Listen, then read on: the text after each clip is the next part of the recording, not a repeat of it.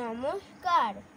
আজকের আমার নিবেদন কবি সুকান্ত ভট্টাচার্যের লেখা কবিতা সুচিকিৎসা।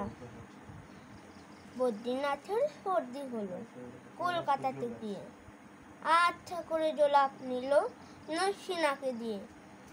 ডাক্তার এসে বলল কেসে বড়ই কঠিন ব্যাম, এসব কি সুচিকিৎসা?